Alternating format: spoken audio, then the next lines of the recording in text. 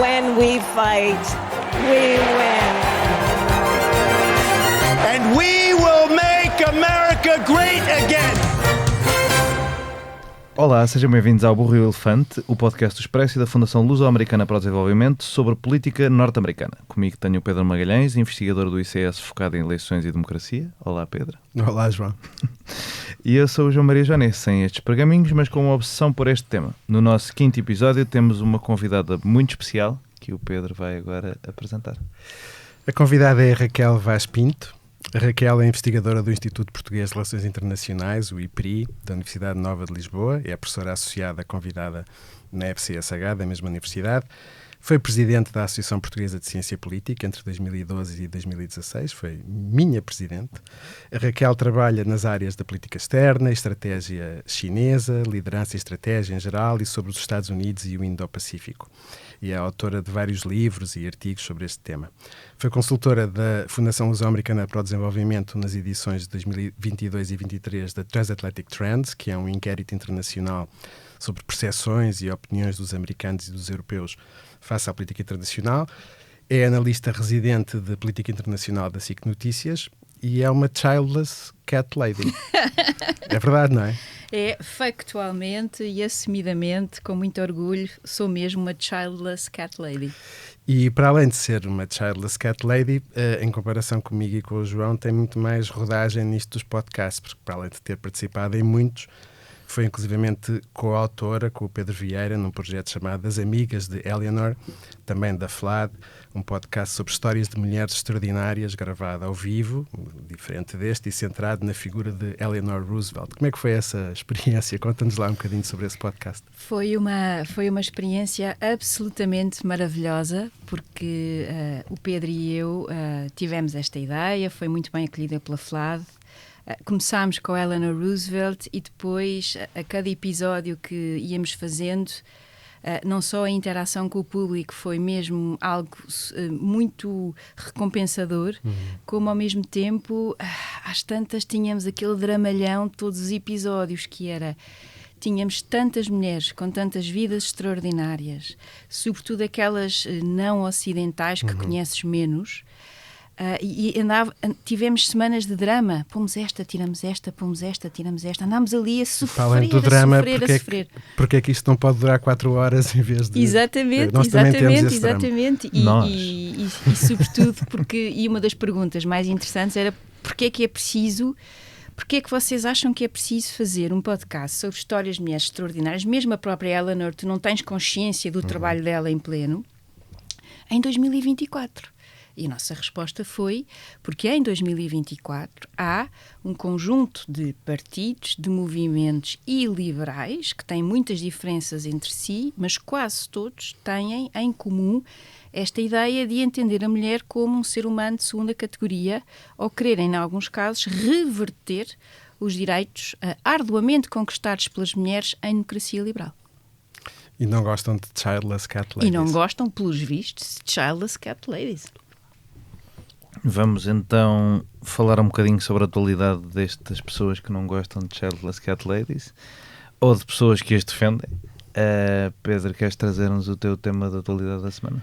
Eu queria só trazer um facto. Isto vai um bocadinho contra a minha política de não me concentrar em sondagens concretas, porque, enfim, o retrato geral precisa de que olhemos para todas e às vezes uma sondagem em concreto pode ser enganadora e esta também pode ser, mas é uma sondagem que traz um tema muito interessante. É uma sondagem do New York Times e do Siena College, que terminou, o trabalho de campo terminou dia 6 de outubro e que foi divulgada há poucos dias, e que mostra, aliás, são duas sondagens, uma junto da população hispânica e outra junto da população afro-americana, e que mostra que a vantagem de Kamala Harris junto dos hispânicos anda pelos 19 pontos e junto dos afro-americanos por 63 pontos. São poucos pontos, se tivermos em conta o histórico das eleições americanas.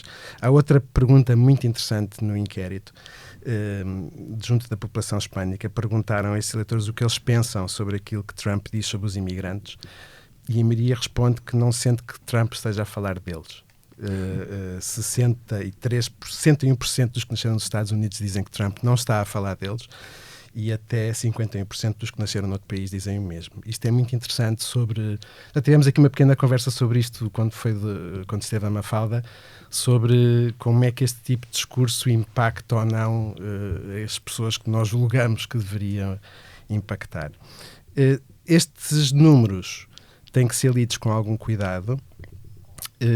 As sondagens nas eleições anteriores subestimaram o peso do voto afro-americano. E subestimaram a percentagem que Joe Biden ia ter. Exatamente. Acabou por ter mais de 80% e as sondagens não apontavam para isso. E já nas intercalares a mesma coisa. Há muito tempo que as sondagens prometem uma despolarização racial que os eleitores teimam em não trazer. Mas este é um daqueles casos, como diria o grande João Pinto, vamos ter que esperar pelo fim do jogo. Prognósticos. Porque é muito difícil estimar com rigor estas coisas. Aliás, sobre os hispânicos, ainda hoje não se sabe exatamente como é que se dividiram. Na sondagem à boca das urnas a vantagem foi 33 pontos, noutras estimativas também feitas com muito rigor, a vantagem deu pelos 21, 23 pontos. Portanto, vamos ter que perceber se esta despolarização racial está a acontecer ou não, mas é certamente um assunto de que se vai falar no fim do jogo.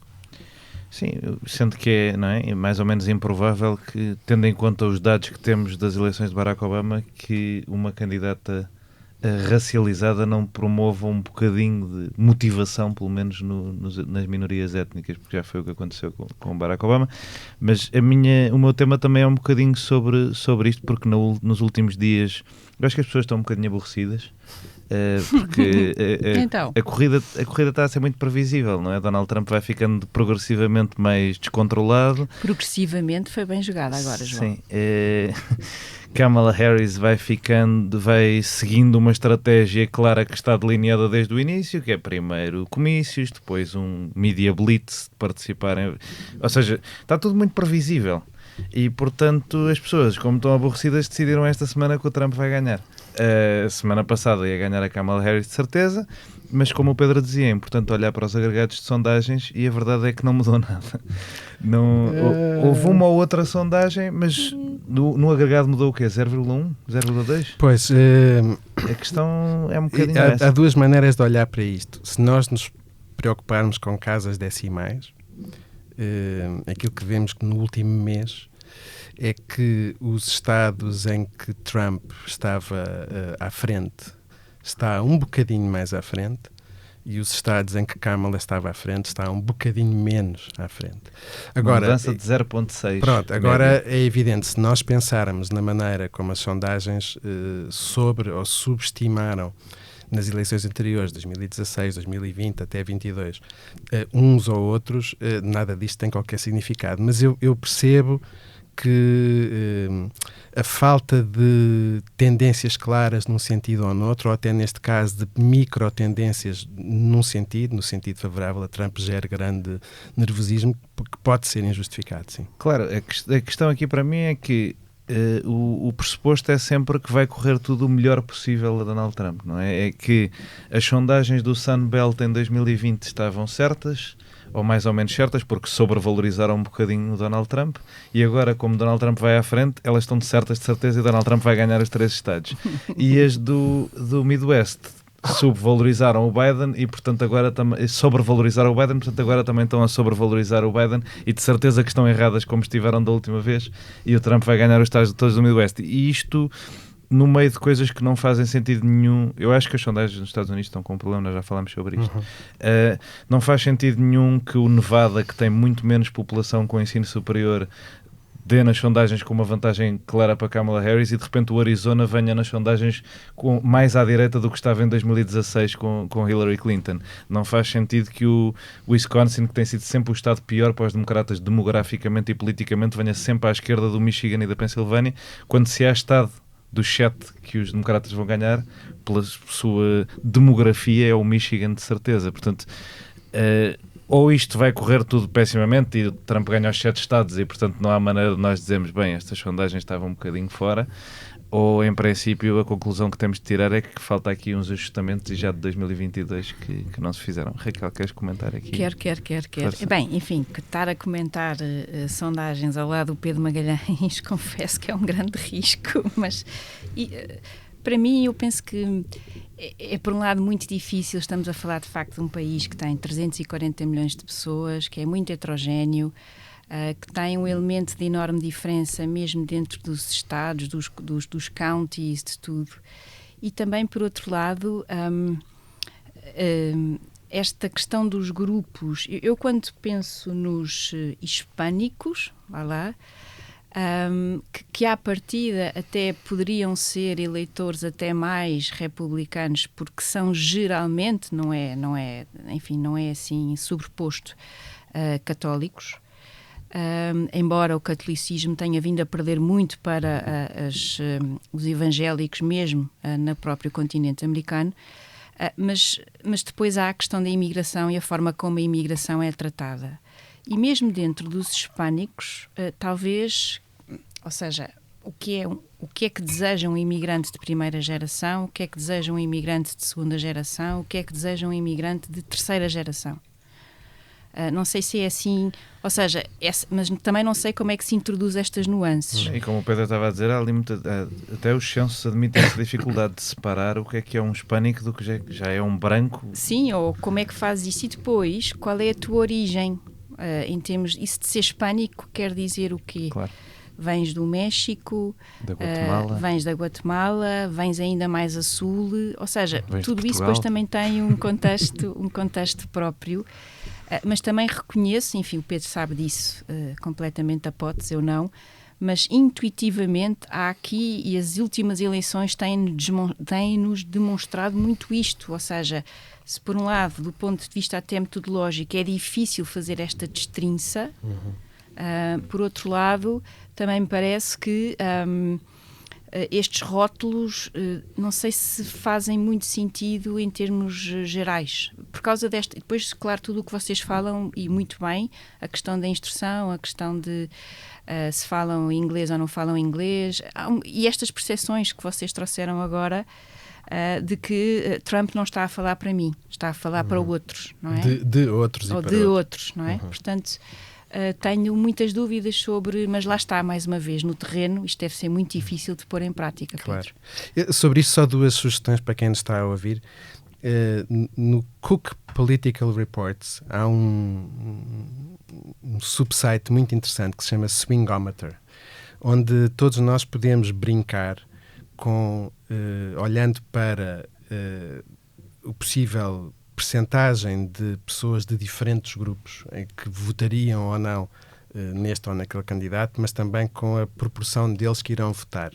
E se nós brincarmos um bocadinho com isso, o Matthew Iglesias tinha uma nota interessante no outro dia, é que mesmo quando aumentamos a proporção de hispânicos ou até de negros que votam Trump, o eleitorado branco é tão grande que basta a Kamala desempenhar um pouco melhor junto dos eleitores brancos para conseguir a vitória, enfim, dentro destes pressupostos. Sim. E, de facto, não há dúvida que uma das estratégias de Biden foi fortalecer o Partido Democrata junto do eleitorado branco. Isto é uma recomendação. A outra recomendação é também perceber que estas sondagens devem ser vistas não só em agregado, mas como uma imagem em movimento, o que é que está a acontecer ao longo do tempo. E há um cientista político que podem encontrar no Twitter ou no X, como lhe quiserem chamar, chamado Matt Blackwell, que tem recolhido esta informação e que mostra que, sem dúvida, Kamala está com um desempenho, ou tem estado junto do eleitorado negro, nas sondagens hispânico, abaixo daquilo que porventura desejaria, mas que há um movimento de aproximação em relação ao desempenho em eleições anteriores. E, portanto, é preciso também perceber que há uma dinâmica neste processo. Dito isto, não há dúvida, pelo menos para mim, como pessoa que se interessa por estas coisas, que o tema da despolarização racial e da criação de uma nova polarização em torno da educação. Há um livro que saiu no mês passado do Matt Grossman que se chama e do Dan Hopkins, Polarized by Degrees. By Degrees?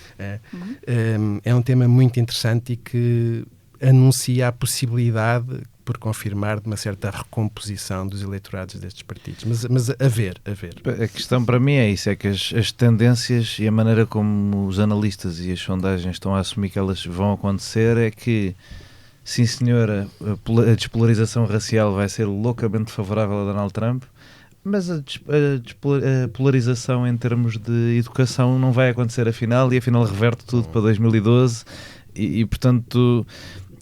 E a despolarização racial é tal que os números do Donald Trump, nessa sondagem de que falaste, dos números do Donald Trump com afro-americanos, estão aos níveis dos números do Nixon em 1960, sim, quando os afro-americanos ainda se dividiam entre democratas e republicanos de forma mais ou menos igual. Portanto, eu diria para abraçarmos a incerteza e tentar não ter respostas definitivas e narrativas absolutas, porque o que torna esta eleição, e o nosso tema de hoje é sobre isto, portanto ainda bem que já estamos a falar sobre isto, o que torna esta eleição impossível de prever é acima de tudo o colégio eleitoral. E não é esta, são quase todas nos últimos anos.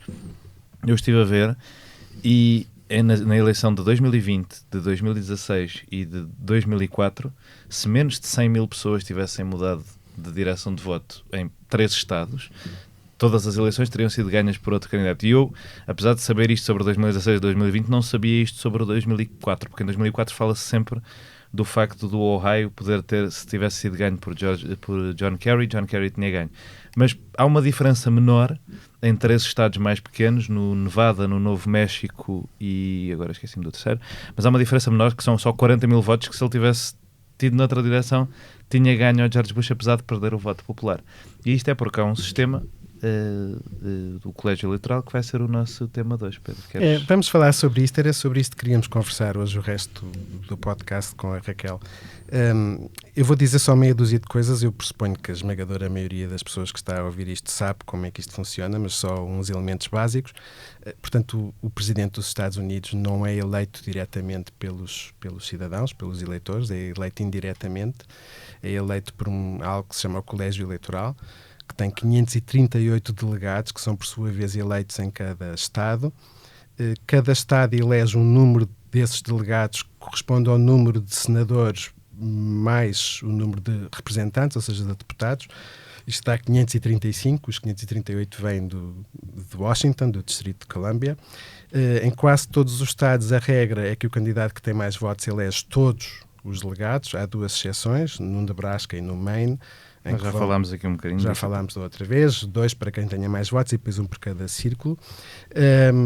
E, no fundo, o tema de hoje é, Raquel, esta maneira de eleger presidentes é completamente disfuncional ou isto faz algum sentido? Em termos de princípio, uma pessoa, um voto e, sobretudo, a ideia de ganha quem tem mais votos é, sem dúvida, um princípio salutar e um princípio muito importante. Eu hoje decidi trazer alguns argumentos defendendo o colégio eleitoral. Já estou a sentir aqui algumas punhaladas do João com os olhos, mas vamos a isto. É para isso que cá estamos. Exatamente. Desde que sejam com os olhos. É verdade que, em primeiro lugar, não há nada que seja perfeito em termos de construções e, sobretudo, de representatividade e de conseguirmos fazer isto. Os pais fundadores, porque foram mesmo todos pais, não há cá mães fundadoras, quando pensaram nisto... Só da bandeira. Só da bandeira. Exato. Mas pronto, em termos de poder concreto, 0. Mas, sem dúvida que quando se começou a pensar em tudo isto e esta arquitetura, esta ideia dos checks and balances, eu recuso-me a dizer e a usar os freios e contrapesos. Acho que lembra-me logo um carro, é uma coisa muito estranha. Nós aqui já batemos o recorde de palavras em inglês e de anglicismo, portanto estás à vontade, é só para acumular agora. É só porque freios e contrapesos é mesmo, para mim, quase contra a natura. Até porque não só sou uma childless cat lady, como não tem carta de condução e, portanto, tudo isto se junta. Mas quando se pensou no colégio eleitoral, estes Estados Unidos eram muito diferentes do que são hoje. Temos que pensar, desde logo, que não existiam sequer partidos no sentido moderno ou no sentido mais habitual. E tudo isto acabou por ficar mais ou menos fixado ali em 1831, 1832, com as convenções partidárias, ou seja, o processo de tu conseguires escolher o teu candidato e tudo isso. Portanto, há aqui um início que é de pensar que estes grandes eleitores ou estes delegados do colégio eleitoral estariam quase que afastados da confusão, estariam quase que afastados do burburinho, reino do ruído. Imagina se eles sequer se tivessem pensado que um dia existiriam redes sociais e Twitter, não é? Portanto, afastados de todo este. E depois, por outro lado, também para garantir que as pessoas que olhavam para este tema eram pessoas muito mais atentas, muito mais conhecedoras, muito mais... ou seja, fariam à partida um bom trabalho, um trabalho mais esclarecido nesta escolha, sendo que esta escolha, até numa primeira fase, há aqui uma forma mista, eram os Estados que pensavam, os Estados que pensavam nestas questões, enfim. Portanto, nada disto, como tantas outras coisas nestes Estados Unidos, seja a própria o alargar da função do Presidente, o papel do Supremo Tribunal, quer dizer, há aqui muita coisa que foi evoluindo ao longo da história. Hoje em dia, eu acho que há, ou seja, estas ideias não podem ser vistas sem serem pensadas no que é a realidade, e a realidade em 2024. E, portanto, eu aqui trago alguns argumentos, e aqui recorri a um argumento de peso, que é o livro da Judith Best, The Case Against Direct Election of the President. É óbvio que um livro escrito em meados dos anos 70, há muitas das coisas que estão aqui escritas que já não fazem sentido. Que foi uma resposta ao momento em que o colégio eleitoral esteve mais perto de acabar. Exatamente, e depois tu começas a ver também, por exemplo, 69, 70, a quantidade de propostas e de ideias que era para fazer isto avançar. Portanto, já houve vários momentos de crise e de pensamento sobre... E a proposta era o extraordinário método de eleição presidencial do México. Que é uma estupidez e que eles queriam também, também para os Estados Unidos. Mas também há muita coisa aqui. Primeiro argumento que eu acho que é interessante. Nós estamos a falar de um modelo federal, e o modelo federal foi pensado como um todo. Se tu vais mexer numa das partes, vais ter implicações sobre as outras. Este é um primeiro argumento. O segundo argumento é que a relação neste modelo federal entre aquilo que é o governo federal e aquilo que são os Estados, com a sua história, com a sua heterogeneidade, ou seja, a eleição do Presidente deve ter em conta as escolhas individuais dos eleitores, mas também deve ser uma escolha baseada numa tentativa de alguma igualdade entre os Estados. Posso retorquir? Claro que podes. Deixa-me só acabar, porque depois tu vais retorquir com argumentos espetaculares e eu vou-me perder. E em terceiro lugar... a fazer esta mudança no momento atual, a mudança, primeiro eu não vejo como é que ela possa ser feita, e em segundo lugar, essa mudança vai tornar uma realidade, em termos, como aliás o Nuno Garopa falava no último episódio, uma realidade demográfica, ou seja, qualquer mudança neste momento vai ser vista como um ataque do Partido Democrata ao Partido Republicano. E depois, com todos os aspectos de violência, de uma guerra civil, de secessão, eu tenho dúvidas de que isto de facto funcione. Depois, também me preocupa, quer dizer, também me faz pensar que uma das ideias subjacente a este colégio eleitoral, que depois foi mudando, foi alterando, foi se expandindo, os Estados Unidos tornaram-se este país gigante, é esta relação entre os Estados mais poderosos, os Estados menos poderosos e, sobretudo, entre o que é hoje a realidade das costas e das cidades e a realidade do interior. Ou seja, se nós de facto avançarmos, imaginem, e acaba-se com o colégio eleitoral, vamos deixar de estar, ou seja, um candidato vai deixar de andar a fazer justamente aquilo que tu estavas a dizer há pouco, que é fazer campanha em determinados sítios e em determinados estados que tu à partida não farias. Estou-me a controlar tanto, não tens eu noção.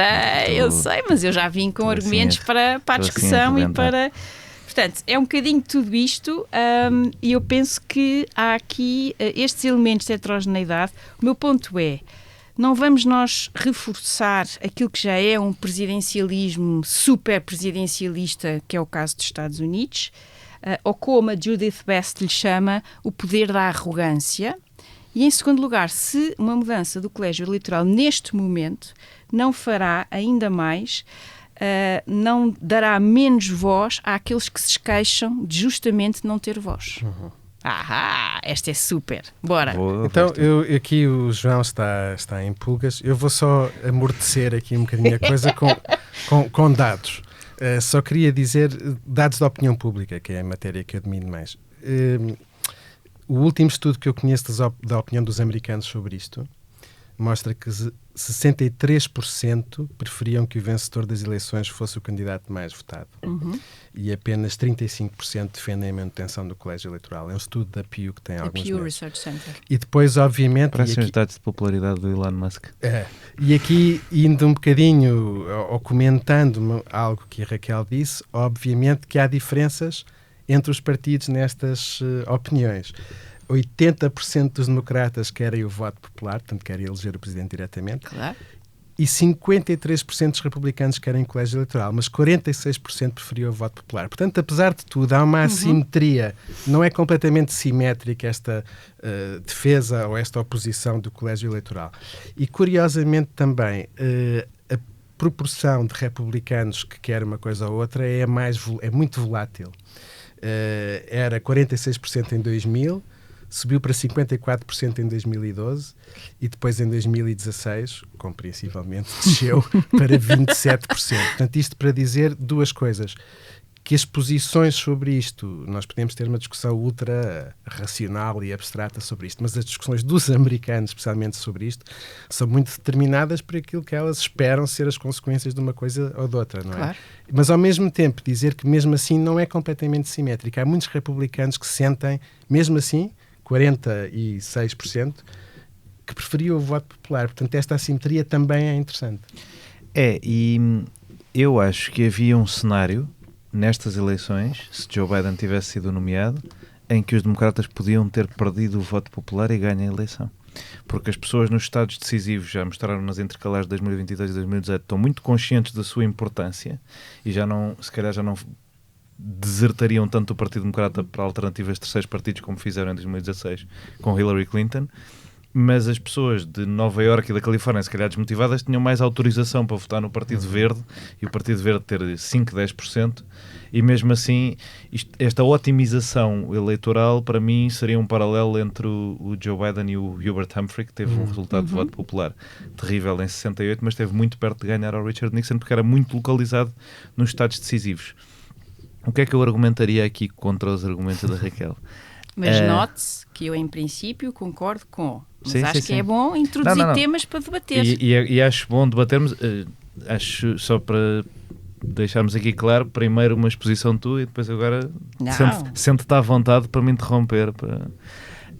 Mas o que eu diria é, os estados decisivos são cada vez mais estados grandes, ou pelo menos estados médios. A maioria dos estados decisivos estão no top 10 dos mais populosos dos Estados Unidos, porque a ideia é que onde é que estão os estados onde vale a pena investir, mas onde há um número suficiente de grandes eleitores, onde há peso suficiente para isto mudar a direção da eleição. Posso uma nota só sobre isto? Há um cientista político americano chamado Bernard Groffman que tem um paper em que mostra que, falando um bocadinho da ideia de que o colégio eleitoral ajuda os estados mais pequenos, e é verdade que, de um ponto de vista estritamente matemático, ou mecânico, o facto de haver ali os dois senadores a contar beneficia os estados mais pequenos. Mas a verdade é que, por exemplo, quando olhamos para o grau de atenção que as campanhas dão a cada estado, ele tem um paper em que mostra que isso é o resultado do produto entre a competitividade do estado e a sua dimensão. Claro.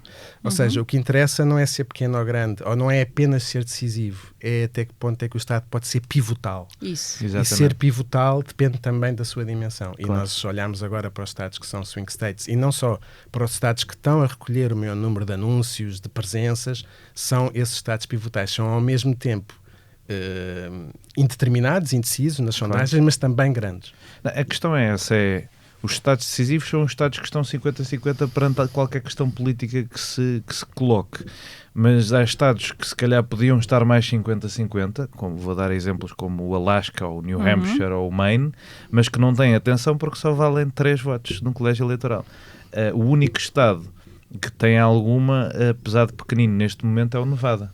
E mesmo assim já não é assim tão pequenino como já foi, mas é possivelmente o único que tem menos de 10 votos do colégio eleitoral. Depois há o Wisconsin, mas se nós formos ver onde é que as campanhas vão fazer campanha, nesses estados, não é junto dos eleitores rurais. Às vezes é, mas maioritariamente é nas grandes cidades desses estados decisivos. Em Charlotte, na Carolina do Norte, na Pensilvânia vão a Filadélfia e Pittsburgh.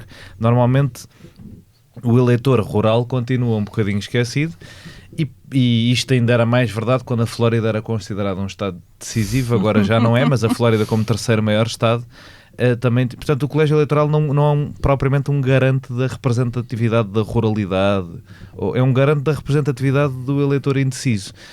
E eu acho que isso para os sistemas políticos... Num Estado grande. Isso para os sistemas políticos é questionável, porque, por exemplo, numa situação de polarização destas, um eleitor indeciso é já não é comum, e depois é um bicho mesmo estranho. Quem é que está indeciso ainda sobre Donald Trump no ano da graça de 2024? Como é que eu o encontro? Que raio de opiniões é que esta pessoa tem, não é? Eu quero fazer a minha eleição focada na identidade desta pessoa que ainda está indecisa sobre uma personagem como Donald Trump em 2024, ou preferia fazer uma eleição focada na mobilização do eleitorado pelo território dos 50 Estados? Eu acho que isso é um argumento importante. Outro, e a Raquel estava a falar da fundação... Não quer dizer que o voto popular resolvesse o problema de negligenciar o eleitor rural. Sim. Aliás, esse problema dificilmente... Eu também acho que... Desculpa só interromper, claro. João, esse também é um problema que não é só dos Estados Unidos. Não, é um problema nosso. Olha Portugal. É um problema nosso. Não é? Quer dizer, tu vais fazer campanha para o Alentejo, claro. Ou preferes fazer campanha nas grandes cidades ou nas zonas onde tens mais eleitores e mais capacidade? Eu acho que a grande garantia para isso é o Senado.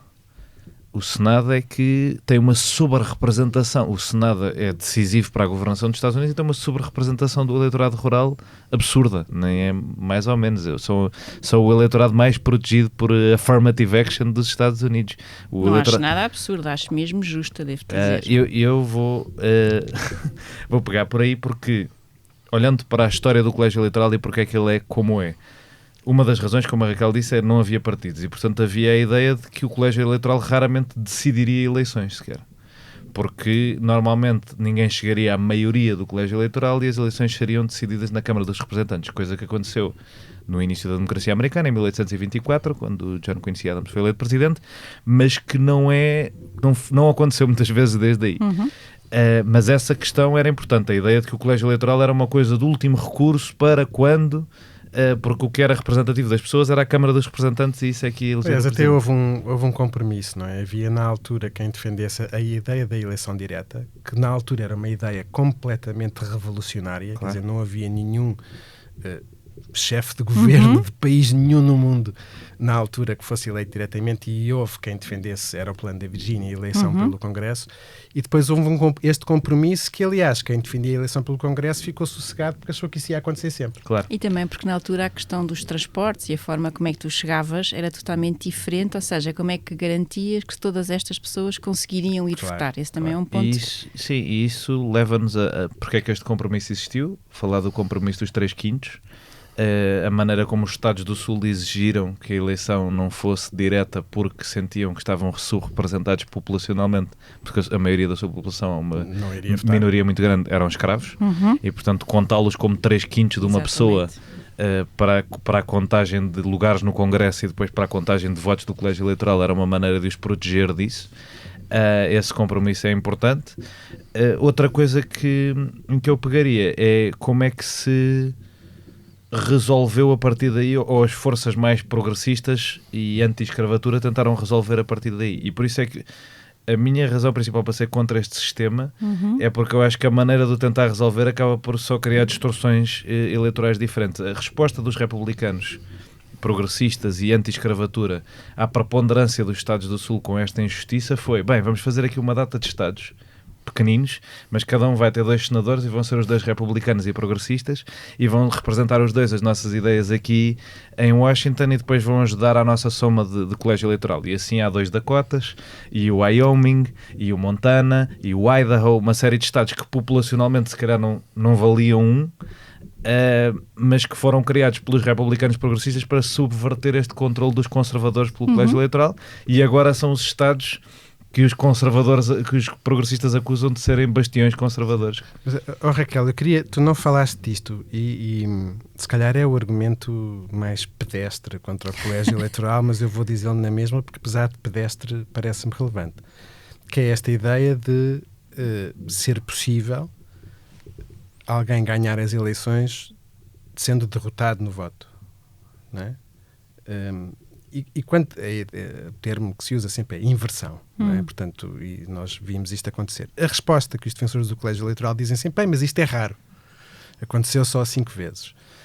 Pois, mas 5 vezes são muitas vezes, especialmente por ter acontecido 2 vezes em anos mais recentes e tendo em conta o caráter um bocado dramático que isso pode ter do ponto de vista da aceitação do próprio resultado eleitoral. Portanto, apesar de ser o argumento que se usa mais vezes e de poder ser um argumento até pouco técnico, pouco complexo, a mim parece-me um argumento importante. Isto não te faz...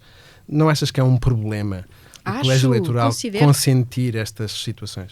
Considero, é obviamente um problema e é um problema... Tu começaste por fazer uma defesa do voto da maioria, da regra da maioria, pronto. Sim, fiz. O meu ponto aqui não é tanto...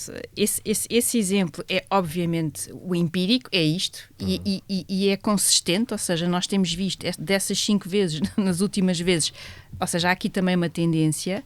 O meu argumento não é tanto em termos de princípio, é sobretudo um argumento mais prático, é este, que é em 2024, aquilo que existe dentro dos Estados Unidos, o nível de polarização, a capacidade de violência, a forma como, sobretudo, o Partido Republicano à volta de Trump está organizado, a mim o que me preocupa, ou seja, mudar esta regra tem consequências e pode ter impactos. E eu não tenho a certeza de que neste momento essa preocupação, que é evidentemente relevante, que fique bem claro neste podcast, mas também mas tem custos e pode ter impactos. Mas não achas que essa polarização já subverteu o funcionamento do colégio eleitoral? Porque eu ia falar disso também. A ideia original do colégio eleitoral é que os eleitores sejam pessoas fortes politicamente, que possam ir além da vontade popular, se quisermos,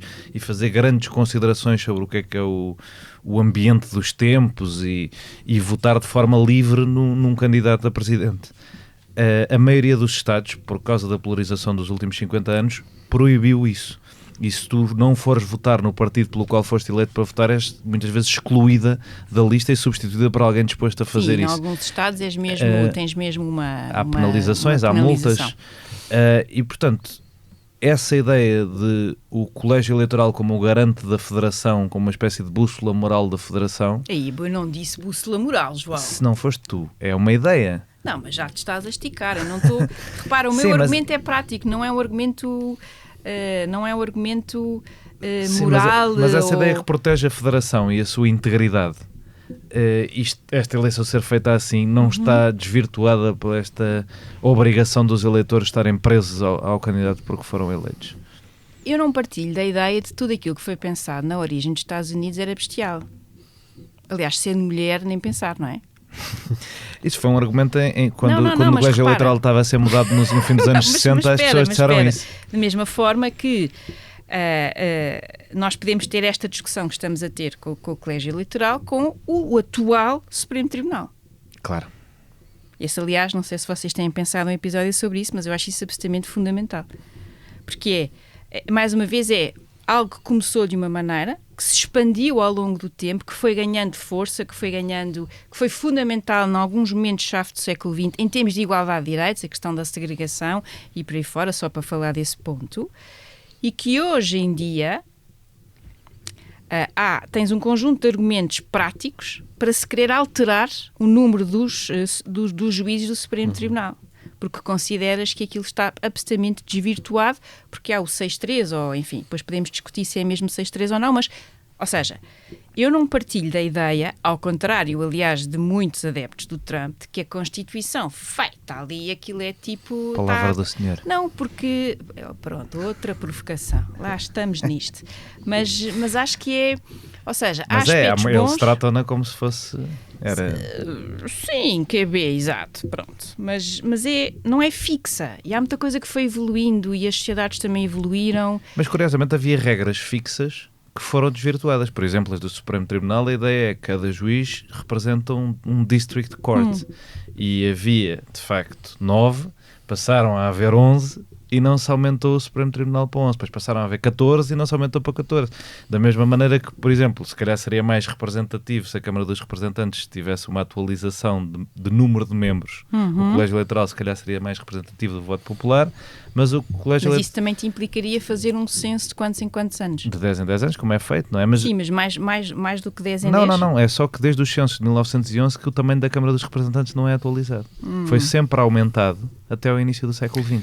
Mas eu repara, sobre mas, o Supremo Tribunal só queria dizer que, historicamente, há sempre aqueles que acusam o Supremo Tribunal de ser demasiado ativista e de ter demasiado, são os que estão na minoria. Isso é sempre assim. Não é? E, portanto, eu percebo e até posso, como cidadão, Pedro Magalhães, simpatizar com, ou antipatizar com este Supremo Tribunal, mas, de facto, há muita coisa para discutir. O argumento de morreres Tribunal. no cargo, os limites de mandatos que levem a que as pessoas não fiquem lá à espera a ver se morrem, se não morrem, se o presidente é do partido delas, eu acho que isso era uma reforma sensata. Sim, mas a ideia de que o Supremo Tribunal deve estar os membros do Supremo Tribunal devem poder votar de acordo com as suas preferências, completamente livre de quaisquer pressões, é uma ideia para vale muito a pena, importante. Quer dizer, especialmente num país onde há juízes que vão para o Tribunal Constitucional com 30 anos e depois saem de lá e vão ser secretários de Estado e ministros, quer dizer, eu acho que vale a pena pensar nisso, não é? Também, só para ir voltar mas aqui à questão. Isso é outro podcast. Não, mas é outra instituição dentro destes checks and balances que hoje em dia é muito questionada. Eu acho que não mas é questionada. Mas a ideia original eu vai só dizer, se formos ao originalismo, a ideia original dos fundadores era cada representante representar para aí 30 mil pessoas. É o conceito deles. Sim, mas eu acho que há limites ao originalismo, não é? Que é uma coisa que acontece em Portugal, por exemplo. Assim, Cada deputado corresponde a mais ou menos 30 mil pessoas. Os senadores passaram a ser eleitos de forma direta em 1913. É verdade. E isso foi uma boa alteração. Eu pessoalmente gosto mais do outro aditamento de 1919 que deu o direito de voto às mulheres. Mas, falámos aqui há 2 programas atrás. Ou seja, há aqui um equilíbrio. O meu ponto, claro, que eu já sabia que isto não ia ser fácil, mas o meu ponto é temos que ter algum cuidado quando pensamos e mexer em algo que é tão estrutural dentro desta democracia liberal. E, sobretudo, eu acho que talvez o argumento mais é esta ideia de que isto é mesmo uma federação e não é uma federação. Ou seja, e nesta federação tu tens as pessoas, os eleitores e tens os Estados. Tu já fizeste a defesa, ou não, no teu caso, de que nos senadores a coisa já está resolvida e já está encaixada. Mas tendo em conta a história de violência dentro dos Estados Unidos, aquela guerra civil do século XIX que foi absolutamente brutal. E ela não foi uma guerra à volta da escravatura. A escravatura vem a seguir. Aí discordamos. Então podemos discordar à vontade. Foi à volta de 2 projetos diferentes daquilo que deveria ser a União. E para um dos lados, a escravatura era fundamental. Lincoln, que como tu sabes, eu amo de coração, no início estava disposto a algum compromisso nessa matéria. Só depois é que percebeu que aquilo era não só the right thing to do, como também era fundamental em termos da própria guerra e do próprio modo de vida do dito Sul. Verdade, do lado dele, do lado de quem faz a sessão, o medo era que ele fizesse isso e, portanto, o grande motivador, tanto que os 7 Estados que fazem a sessão, 6 deles são os Estados com mais escravos de todos. Mais escravos de todos, mas a ideia de que a guerra civil foi feita à volta da escravatura não é verdade neste sentido, ou seja, só se torna um tema, o Norte estava disposto a esse compromisso. Depois mudou, e bem. E aí Abraham Lincoln, que eu, repito, amo de coração, aliás, trouxe a minha sacola, trouxeste uma sacola, a Divided House, aquela sua célebre frase, e portanto, que é um exemplo, é um exemplo de um líder que foi eleito com 40%. Talvez, foi o líder com a coligação de colégio eleitoral mais eficiente sempre, na medida em que não concorreu em metade dos Estados. Limpou todos aqueles em que concorreu. 79%, exatamente, 39, 78%. E o outro lado, um tipo que foi reeleito, como se diz em inglês, com uma landslide, um tal de Nixon em 72. Portanto, esta coisa também do muito e pouco, não sei. Mas queria voltar à discussão sobre o colégio eleitoral. Quer dizer, não saímos, mas queria abordar outro assunto que é uma das propostas em cima da mesa tem a ver com a desproporcionalidade que isto causa na composição do colégio eleitoral, porque, na verdade, como já vimos, só há 2 Estados em que, ou melhor, a maioria dos estados, a esmagadora maioria dos estados, o candidato mais votado leva todos os membros do colégio eleitoral. E uma das propostas é generalizar o sistema do Nebraska e do Maine, fazer com que, apesar de tudo, pudesse haver membros do colégio eleitoral eleitos por um estado que fossem de partidos diferentes, nomeadamente eleitos em cada círculo eleitoral. O que é que vocês acham disto? Pois. Avança, João, que é agora para eu depois poder criticar. Eu acho que essa proposta vai diretamente cair num dos outros principais cancros da democracia americana, que é a definição de linhas para a Câmara dos Representantes, de linhas territoriais, o chamado gerrymandering. E que, portanto, é possível, eu dar um exemplo extremo de gerrymandering. No Wisconsin, durante algum tempo, o Wisconsin foi ali um regime um bocado híbrido, um bocadinho como a Hungria durante alguns anos da última década. O Partido Democrata podia ganhar uma eleição para a Câmara dos Representantes do Wisconsin com praticamente 60% dos votos e ficar com uma minoria de 1/3 dos representantes, pela maneira como os mapas estavam desenhados, de forma a concentrar todos os eleitores democratas em poucos distritos democratas completamente seguros e dividir os republicanos da forma mais eficiente possível. Fazer com que ganhassem os republicanos. Exato, fazendo com que ganhassem os republicanos e todos os outros, com uma maioria à prova de veto. E, portanto, podias perder a mansão de governador e mesmo assim ter essa dificuldade. Isso já foi corrigido, mas foi ali questionável se o Wisconsin era uma democracia durante um bocadinho. E isto acontece a nível de limitação federal dos distritos, acontece no Ohio, acontece no Texas. Iria fazer com que a composição do colégio eleitoral fosse muito influenciada pelos enviesamentos, vamos dizer assim, que de 10 em 10 anos são introduzidos no desenho dos círculos. Sim, que têm sido mais combatidos pelo Partido Democrata do que pelo Partido Republicano, sendo que no Partido Democrata há o grande diferente entre quem, como na Califórnia, quer fazer distritos justos feitos por comissões independentes e quem, como no Illinois ou no Maryland, diz se eles jogam sujo eu também jogo, também vou fazer igual. Não sei dizer quem é que está certo, mas diria que um sistema mais sensato seria a eleição dos grandes eleitores por método D'Hondt, proporcional à votação, porque aí não é esse perigo. Mais uma pergunta pedestre minha. Primeiro, isto não vai acontecer, não é? Portanto, o colégio eleitoral, isto não vai mudar, todos nós temos a noção disso, de como é... eu acho que há uma possibilidade de mudar. Difícil. Nós já falámos disso. Então já vamos a isso. Mas todos estes problemas, estas dúvidas, estas dificuldades não se resolviam com uma eleição, o voto popular, eventualmente uma segunda volta para... Isto não ficava tudo resolvido. A segunda volta era boa. O problema da proposta dos fins dos anos 60 é que não propunha a segunda volta. Exato, era como no México. Chegando aos 40%, um candidato era eleito. E isso criava exatamente os mesmos problemas do colégio eleitoral, não é? Se um dos lados estivesse mais dividido que outro. Em abstrato, Raquel, não te parece uma solução? Não te pareceria isto não vai acontecer? Eu acho que qualquer segunda volta é sempre boa, em termos de definição e em termos de ajudar a que as campanhas, os temas fiquem de facto melhor resolvidos ou pelo menos tentativamente mais esclarecidos. Nesse sentido, contrariamente ao meu papel aqui, nada a opor. Aliás, devo dizer que vou concordar com João Maria Jonet na história do gerrymandering, que eu acho que é de facto, se tivesse que pensar em algo que efetivamente eu penso que faria a diferença em termos de qualidade e em termos daquilo que é representatividade mais no sentido melhor do termo, essa para mim até seria mais uma tarefa em termos de primeiro do que pensar na reforma do colégio eleitoral. Claro.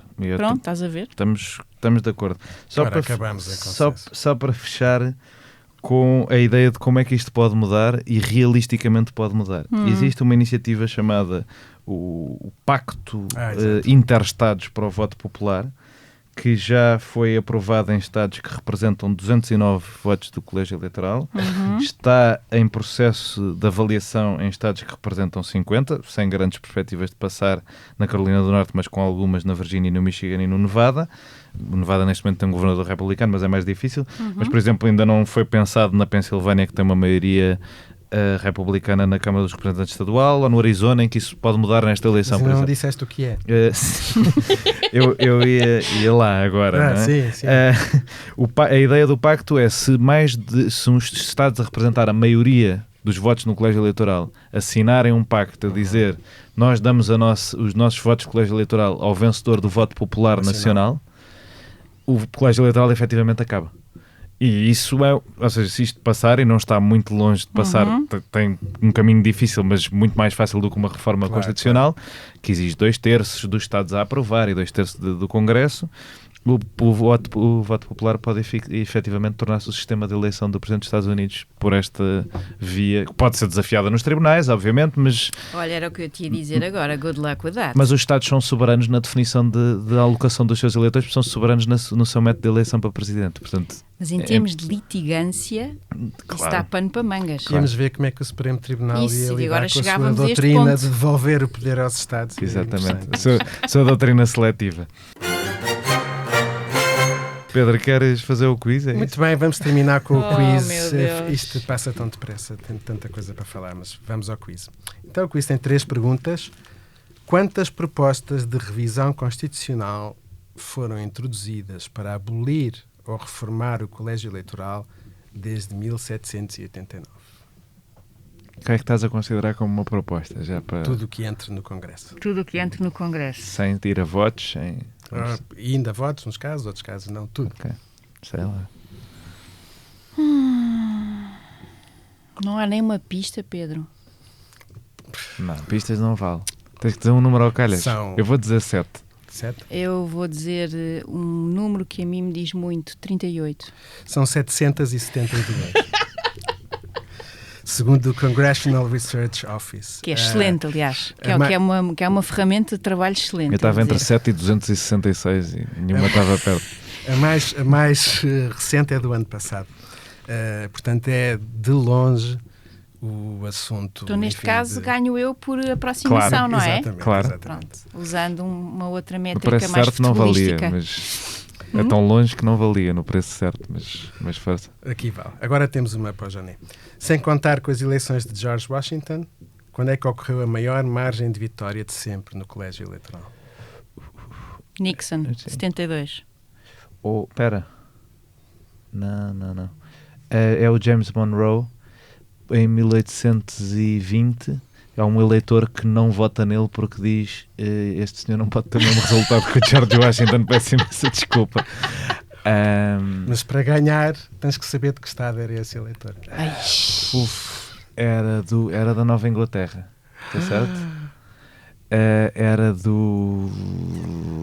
eu vou dizer pelo espírito, vou dizer New Hampshire, apesar de me cheirar a Vermont. Bem, isto é completamente... Foi a melhor resposta de sempre. New Hampshire. é Está espetacular. tudo certo.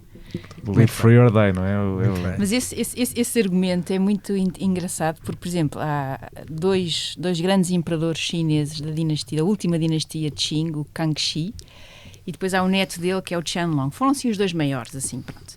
E o Qianlong abdica do poder um ano antes do fim do um ano antes qual é a razão? Para não ter Para o não mesmo. ultrapassar o reinado do seu avô. Isto é importante dizer que isto é um momento nos Estados Unidos que se chama Era of Good Feelings, Claro, em claro. que não havia oposição partidária e estava tudo dentro do mesmo partido. Isto, em aliás, paz foi e amor e já cumbaya. no fim do Partido Federalista. Portanto, Isso. Partido Democrata Republicano. Não, esta ganhas de forma espetacular e foi- até merecia mais. Olha, foi brutal. merecia Valeu ser 1000 pontos. valorizada na lógica do colégio eleitoral. Muito bem, muito bem. Espero que não. E agora a terceira pergunta, talvez a que cuja resposta tem implicações maiores nesta eleição. Em funcionamento, quantas casas do Benfica há nos Estados Unidos? Oh Pedro, não acredito! Ainda pá, não Bem, sabes bem. esta. Casas do Sporting não há nenhuma, certo? Eu acho que há duas. Nem fui ver. Nem fui ver. Tenho quase certeza que há duas, mas... Pai, umas 5. E tu? eu Não vou- vais ver ao telefone, ao Não, vou caramelo. ver quantas do Sporting é que há para ver se tenho razão. Eu digo Anda que há duas do Sporting. batuteiro! Tem mesmo tem Fraude! ganhado de alguma maneira. Fraude! Eu vou dizer do Sporting, eu não quero saber desses clubes. Há 2 núcleos do Sporting nos Estados Unidos. Núcleos, não são casas, pá. Sim, não, Isso- casas não há, o Sporting não usa casas, não é? É como o PSD tem sempre os nomes diferentes do PS. Então tu dizes 5? Sim. São 6. Foi quase, foi quase. 2 em Massachusetts, 2 no Connecticut, uma em Rhode Island e uma em San José, na Califórnia. San José, faltava-me essa. Afinal, há 3 do Sporting. Olhem, desculpem. há 3 núcleos, não são Núcleos do casas, pá. Sporting. Isso é outra conversa. Na Califórnia, Isso é como discutir as eleições no México em ou nos Estados Hartford, Unidos. no Connecticut e em Chicopee, no Massachusetts também. Chicopino, ok. não Em convence. Hartford também há uma do Benfica. Já viste? Olhem, mas eu como, enfim, também trouxe um quiz. E, portanto, como é que se chamou o primeiro Isto não vale para todos os faithless convidados. elector? É só porque... Ou seja, aqueles eleitores que dizem, mas afinal não, e trocam. Como é que se chamou o primeiro, o gajinho que inaugurou a tendência? Não O terá primeiro. sido este? Que nós falamos agora, não é o Em do Monroe? 1920. Não, deve ter havido antes, mas eu não sei. É quase certeza que houve. Não, no da Adams Jefferson não houve de certeza absoluta, não é? Digo eu. Está aí em que eleição é que foi? 1796. Houve um faithless elector em Houve um relação a George... faithless. não, em relação a John Adams. Posso? Eu respondo, eu mato já a conversa. Isto é só para eu me vingar, porque eu já sabia que ia perder o quiz. Ganhaste. Não. Ganhaste na primeira e ganhaste na aquela segunda. resposta do João é Na que foi terceira, espetacular. na terceira. Samuel Miles, a Federalist elector, voted for Jefferson, thereby provoking the now famous retort. Do I choose Samuel Miles to determine for me whether John Adams or Thomas Jefferson shall be president? No, I choose him to act, not to think. Isto é a minha amiga Judith Best. Sim. Agora vou-te apanhar com uma pergunta de Não, quiz minha. não. Acabou aqui, acabou em grande Não. e em Vou-te maravilhosa apanhar com uma saída. pergunta de quiz minha, só para acabarmos o podcast. Qual é que é o único faithless elector que votou num terceiro partido? E num terceiro partido num candidato que se estava a candidatar? Tu agora saías com elegância e não te punhas agora a jeito. Pois. Sabes? Não. Foi o candidato do Partido Libertário em 1972 e é o único voto de colégio eleitoral na história num homossexual. Cara, também Só para introduzir fica esta. E bem, E pronto. E isto foi o burro e o elefante. Voltamos para a ou semana. neste caso, a burra e o elefante. Isso é um comentário em A relação ao burra e meu peso. elefanta. É isso. Não, é burra e elefanta. Também podia ser. Pronto. Tínhamos muito mais para dizer, mas já não há tempo e já nos esticamos imenso com o tempo. Mas as pessoas vão gostar. Foi quiz, foi divertido. Obrigado, Raquel, por teres vindo. Fazer de advogada do diabo. Espero que tenhas gostado. E obrigado ao Expresso e à Flado pelo apoio. Pedro, nós vemos para a semana para discutir mais peripécias do burro e do elefante com quem? Sim, antes de mais, obrigado, Raquel, por teres vindo. E vamos falar com a Susana Salgado. Vamos falar sobre comunicação social, campanhas Boa. Boa. e fake news. Ótimo. Vais a ver? Vou, claro. O Burro e o Elefante é um podcast do Expresso e da Fundação Luso-Americana para o Desenvolvimento, com sonoplastia de João Martins, vídeo de Carlos Paes, capa de Inês Brasinha, coordenação de Joana Beleza e direção de João Vieira Pereira. Obrigado. When we fight, we win. And we will make America great again.